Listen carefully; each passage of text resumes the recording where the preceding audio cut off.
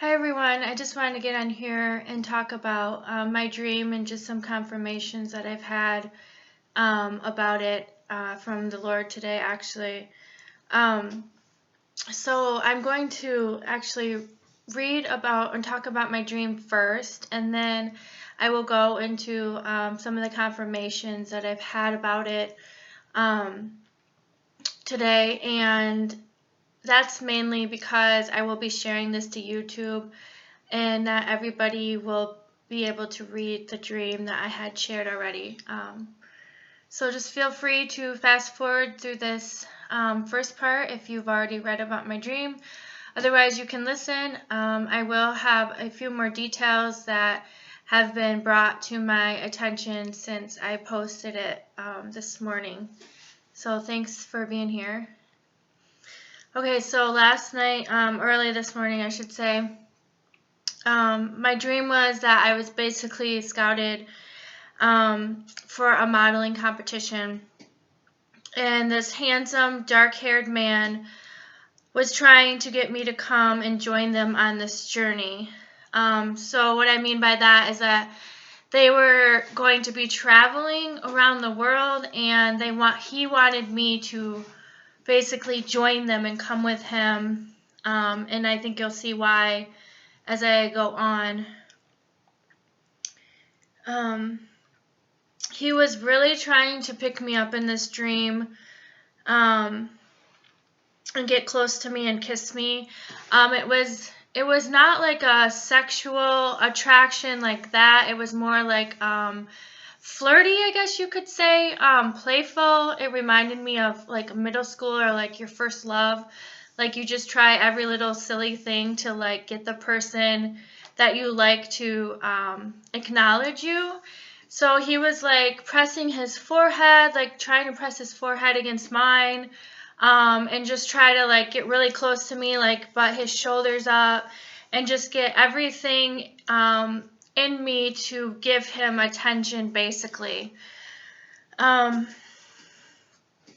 also remember that I actually had on my wedding band in my dream, and I kept trying to make it like noticeable because I had like some papers or something, I think, if I remember, and I kept taking them, taking my hand out from under these papers so that he would notice my wedding ring, but he didn't really care. Like that didn't stop him.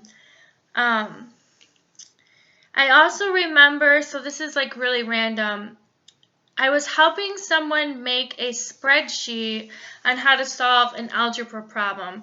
So it was actually on a computer, and I had helped make this elaborate spreadsheet to help with some crazy equation. I know it's like so random. I don't understand that part of it. Other than that, you will see that these beings are fallen angels and they're super smart. So maybe they were using me somehow in that way. I'm not really sure on that part yet.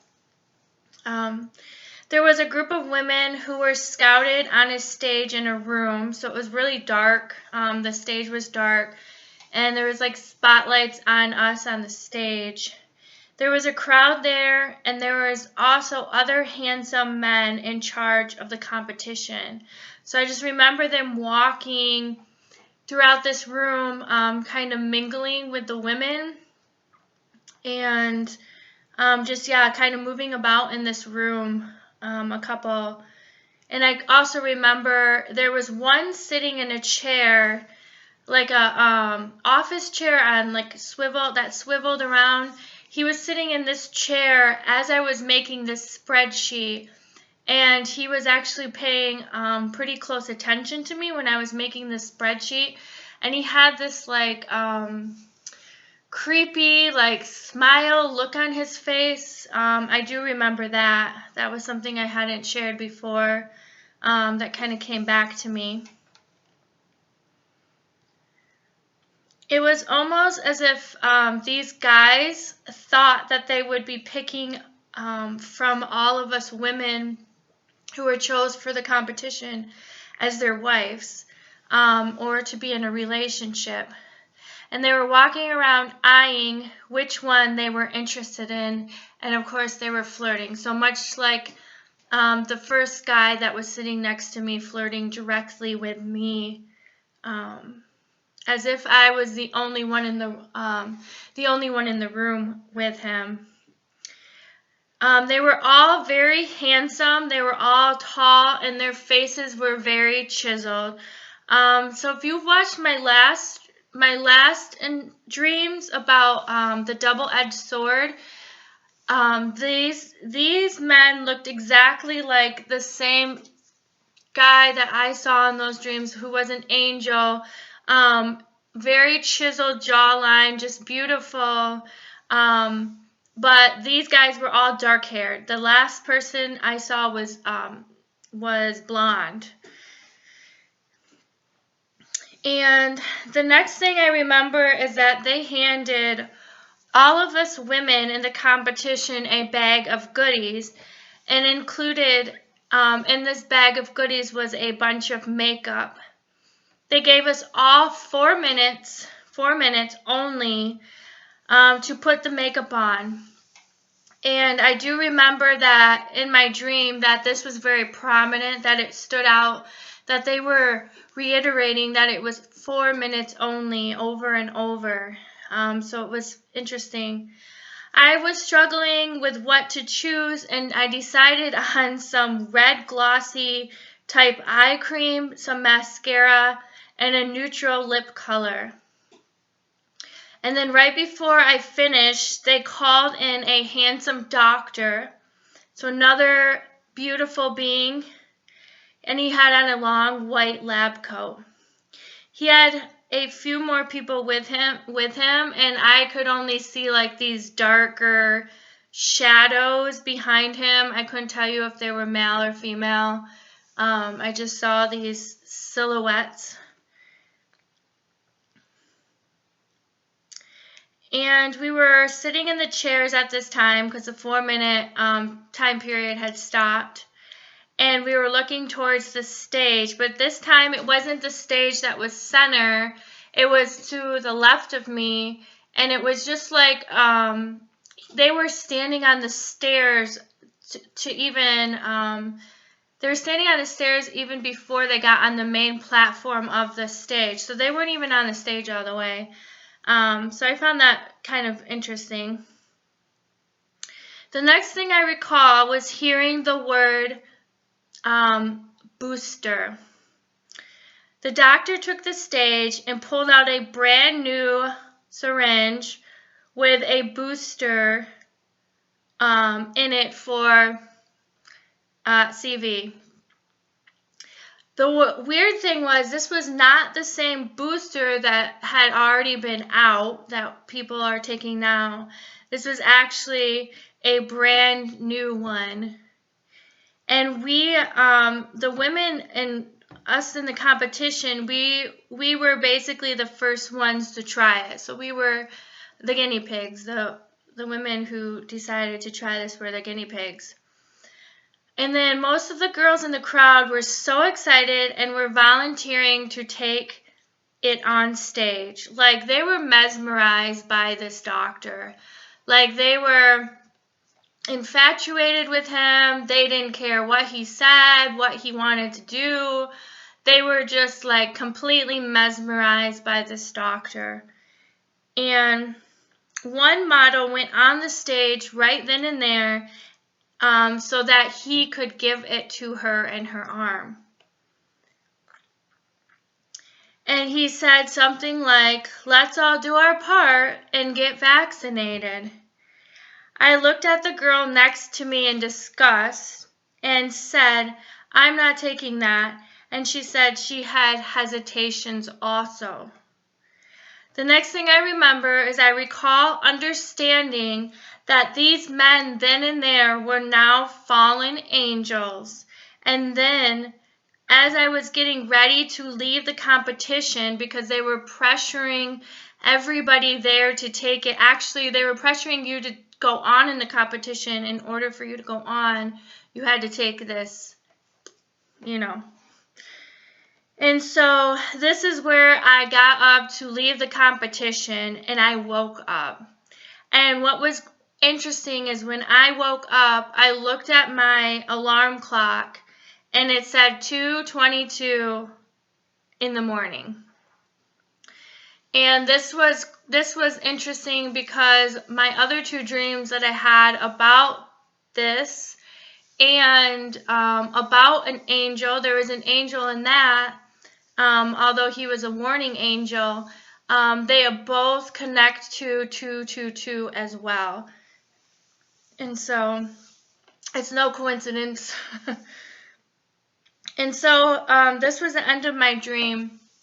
But just some confirmations that the Lord had really shown me since I woke up and processed this and was reading my Bible.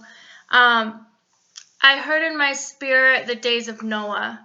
So those with your eyes open already know that we're in the days of Noah with this abomination that's already editing DNA, which was also happening in the days of Noah, where they were mixing male DNA with animals, and they were creating hybrids and chimera offspring, chimera DNA, you name it. They were doing it. The fallen ones were doing it. And then he brought me to Genesis 6, of course. And yes, what's crazy is yesterday I literally picked up this Bible from a secondhand shop. I actually have a fascination with collecting Bibles, different translations, because I like to compare them across the board. So this was the one I picked up yesterday, and it comes from the William Tyndale Association House of Publishers, and I went to read Genesis 6 in this, and it was just so interesting and not shocking to me because I've already seen this spiritually, but just so interesting how he worded Genesis 6. So I'm going to read that to you. Now a population explosion took place upon the earth. It was at this time that beings from the spirit world looked upon the beautiful earth women and took any they desired to be their wives. Then Jehovah said, "My spirit must not forever be disgraced in man. Wholly evil as he is, I will give him 120 years to mend his ways." In those days and even afterwards, when the evil beings from the spirit world were sexually involved with human women, their children became giants, of whom so many legends are told. When the Lord God saw the extent of human wickedness, and that the trend and direction of men's lives were only towards evil, he was sorry he had made them. It broke his heart. And he said, "I will blot out from the face of the earth all mankind that I created, yes, the animals too, and the reptiles and the birds, for I am sorry I made them." So this is where we get the fallen ones coming to earth to mate with human women and producing offspring, which we know as giants. And after my dream, I was asking the Lord for some more confirmation, and that's when he brought me to Genesis 6, and I heard the days of Noah in my spirit. And what he is really pressing into me to share today is that these fallen ones are already here. If you're new to my page, you can go back actually not too long ago, and I've shared a post about the fallen ones. But I've been very outspoken about this because it's something God has really shown me over the last, I would say, last year and a half, last year for sure. And I will be sharing more about that very soon, actually, in a video.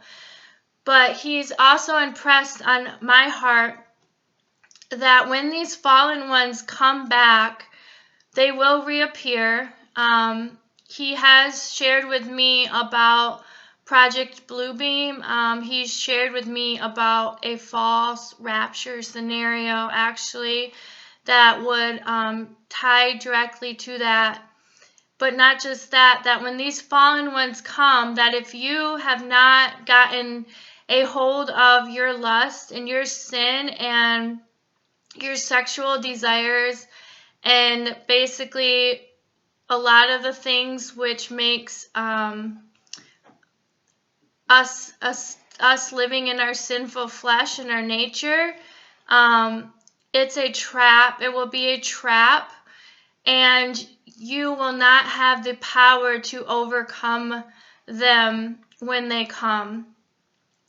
And so it's basically, your sin is infesting, and they know it. They can see it because they have spiritual eyes. They know exactly what to look for, and they've been studying us for millennia, since the beginning. And this sin will give you over to them. So he's pressing on us that we really have to get close to him and pray to him and ask him for to be sanctified and to overcome these desires, because our flesh is so powerful in wanting to control this aspect of us. And so I wanted to share that specifically, but just not that. When I looked up the number 4 in the concordance, it brought me to the word Abras. Kind of sounds Hispanic. Abras, and it means not burdensome, bringing no weight or oppression upon. And what was interesting is that in my dream, I was not oppressed by these fallen ones. I actually overcame it to the point where I knew specifically what they were trying to do, how they were trying to deceive people, and I got out of there. And another thing is,